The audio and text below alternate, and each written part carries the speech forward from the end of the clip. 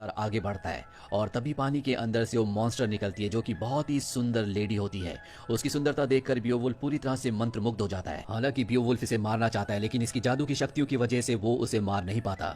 और ये जो बहुत ही सुंदर डीमन, बहुत ही सुंदर मॉन्स्टर जो कि इंसान के रूप में है, ये बियोवुल्फ को सिड्यूस भी कर रही होती है। और अब बियोवुल्फ इसके झांसे में आ जाता है। ये बियोवुल्फ को कहती है कि मैं तुम्हें राजा बना दूंगी, लेकिन इसके बदले जो तुम्हारे पास गोल्डन ड्रिंकिंग हॉर्न है ये तुम्हें मुझे देना होगा। और मेरा बेटा जो मारा गया है इसके बदले तुम्हें मुझे एक बेटे को देना होगा। बियोवुल्फ उसकी बात मान जाता है और ये दोनों एक दूसरे के करीब आ जाते हैं। और अब बियोवुल्फ वापस राज्य आ जाता है जहां पर राजा को बताता है कि मैंने उस मॉन्स्टर को, उस डीमन को मार दिया। यहाँ पर उस डीमन की यानी कि मॉन्स्टर के बेटे का, जिसका पहले उसने हाथ काटा था, उसका कटा हुआ सर भी बियोवुल्फ के पास होता है, जो सबूत के तौर पर वो राजा के पास लाता है और कहता है कि मैंने उन दोनों को मार दिया है। जो एंशिएंट तलवार आपने मुझे दी थी वो एंशिएंट तलवार मैंने उसी डीमन के शरीर पर गाड़ कर छोड़ दी। साथ ही मुझसे वो गोल्डन प्याला भी खो गया जो आपने मुझे उपहार के तौर पर दिया था। हालांकि राजा को अभी भी उसकी बातों पर विश्वास नहीं होता, इसीलिए वो बियोवुल्फ को अपने साथ एकांत में ले जाता है और उसे बताता है कि एक बार पहले मेरा भी उससे सामना हो चुका है। वो एक जादूगरनी है, उसके सुंदर रूप के जाल में मैं फंस गया जिस वजह से मैं उसके बच्चे का पिता बन गया, उस बच्चे का जो कि एक मॉन्स्टर था जिसे तुमने मारा है। लेकिन अब इन बातों से कोई फर्क नहीं पड़ता। अब जब दोनों ही मारे जा चुके हैं तो श्राप हमेशा के लिए खत्म हो चुका है। लेकिन बियोवुल्फ को एहसास होता है कि श्राप खत्म नहीं हुआ, बल्कि जो श्राप पहले राजा के ऊपर था अब वो उसके ऊपर आ चुका है। और अब राजा घोषणा करता है कि मेरे बाद इस राज्य का राजा बियोवुल्फ होगा। और इसके बाद वो अपनी जान दे देता है, उसकी बॉडी नीचे गिर जाती है। सभी लोग बियोवुल्फ के सामने घुटने टेक देते हैं, उसे अपना राजा मान लेते हैं। और तभी पानी के अंदर से वही डीमन निकलती है और राजा की बॉडी को पानी में ले जाती है। कई साल बीत जाते हैं और अब बियोवुल्फ बूढ़ा हो चुका है। वो एक सेना से युद्ध कर रहा होता है। दरअसल बियोवुल्फ ने आज तक कई मॉन्स्टर्स को मारा है, इसीलिए वो पूरी दुनिया में बहुत ज्यादा फेमस होता है। लेकिन अब बियोवुल्फ पहले की तरह खुश नहीं रहता। युद्ध के बाद जब वो वापस डेनमार्क आता है तो वहां पर उसकी छोटी रानी को दिखाया जाता है। यानी कि राजा की मौत के बाद उसने रानी से, जिसकी तरफ वो अट्रैक्टेड था, उससे तो शादी की थी, उसके बाद उसने एक और शादी की है। और आज रात को यहाँ पर जश्न का दिन होता है क्योंकि आज ही की रात को, आज ही की दिन को उसने दोनों के दोनों डीमंस को मारा था। और तभी पुराने राजा का सलाहकार आता है जो अपने राजा बियोवुल्फ को वही गोल्डन ड्रिंकिंग हॉर्न देता है जो उसे पिछले राजा ने दिया था, जो उसने डीमन को दे दिया था। और अब ये सलाहकार उसे बताता है कि हमारे राज्य के एक आदमी को ये घास के मैदान पर मिला था। इसे देखने के बाद बियोवुल्फ समझ जाता है कि जरूर कोई ना कोई बड़ी विपदा राज्य पर आने वाली है। और होता भी ऐसा ही है। रात के अंधेरे पर यहाँ राज्य के एक गाँव में एक ड्रैगन हमला कर देता है और कुछ ही देर बाद वो इंसानी रूप में आ जाता है। इसके बाद वो एक प्रीस्ट के पास जाता है और कहता है कि अपने राजा को बता देना कि उसने जो भी पाप किए हैं बहुत जल्दी उसके सामने आएंगे। प्रीस्ट बियोवुल्फ के पास जाता है और उसे सब कुछ बता देता है। यहाँ पर बियोवुल्फ समझ जाता है कि जो ड्रैगन प्रीस्ट के पास आया था वो और कोई नहीं बल्कि उसी डीमन का बेटा है जिसे उसने गोल्डन ड्रिंकिंग हॉर्न दिया था और वादा किया था कि वो उसे एक बच्चा भी देगा। जिसके बाद बियोवुल्फ और वो सुंदर डीमन एक दूसरे के करीब आ गए थे। यानी कि ये जो ड्रैगन है, ये जो बच्चा है, ये और किसी का नहीं बल्कि बियोवुल्फ का ही है। इसीलिए बियोवुल्फ तय करता है कि एक बार फिर से वो उसी डीमन की गुफा में जाएगा ताकि अपने राज्य को, अपने लोगों को बचा सके।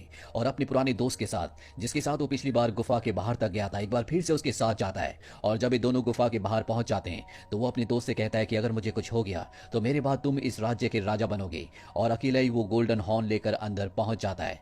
वो वहां पर गोल्डन हॉर्न फेंकता है जिसके बाद वो गोल्डन डीमन वहां पर अपीयर होती है। बियोवुल्फ उसे कहता है कि अपना ये गोल्डन हॉर्न ले लो और मेरे लोगों को छोड़ दो, पर वो उसे मना कर देती है। और अब यहाँ पर ड्रैगन आता है जो बियोवुल्फ के ऊपर हमला कर देता है। बियोवुल्फ किसी तरह से बचकर यहाँ से बाहर निकल जाता है जहां पर उसका दोस्त भी होता है।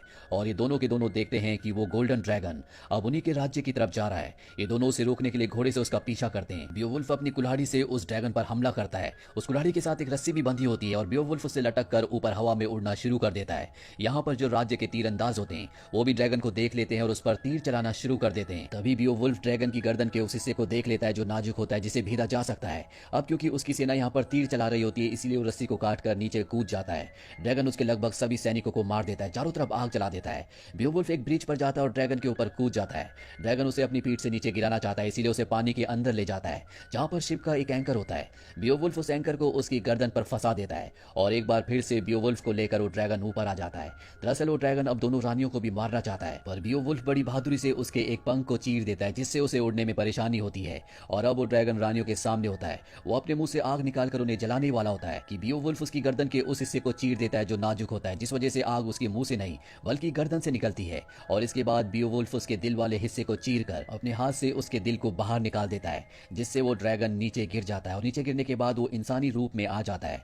बियोवुल्फ भी पूरी तरह से जख्मी हो चुका है। वो उस ड्रैगन को यानी कि अपने बेटे को देखता है। वो उसके कंधे पर हाथ रखता है क्योंकि उसे पता है कि इसकी कोई भी गलती नहीं है, ये एक श्राप है जो सदियों से चला आ रहा है। और अब बियोवुल्फ का सबसे अच्छा दोस्त, जिसने हमेशा उसका साथ दिया, जिससे उसने वादा किया था कि मेरे बाद तुम ही राजा बनोगे, वो बियोवुल्फ के पास आता है और वो उसे सब कुछ बता देता है कि ये जो ड्रैगन था ये और किसी का नहीं बल्कि मेरा ही बेटा था। डीमन ने किस तरह से उसे अपनी बातों में अपने वश में किया। वो उसे अपनी जिंदगी की सारी सच्चाई बता देता है, लेकिन उसका दोस्त वादा करता है कि वो ये किसी को नहीं बताएगा ताकि उसकी लेगेसी हमेशा ज्यों की त्यों रहे। और अब वो अपने दोस्त को यानी कि बियोवुल्फ को फाइनल फ्यूनरल देता है, जो कि पुराने रीति रिवाजों से होता है। वो उसकी बॉडी को शिप में रखकर समंदर में आग लगाकर छोड़ देता है।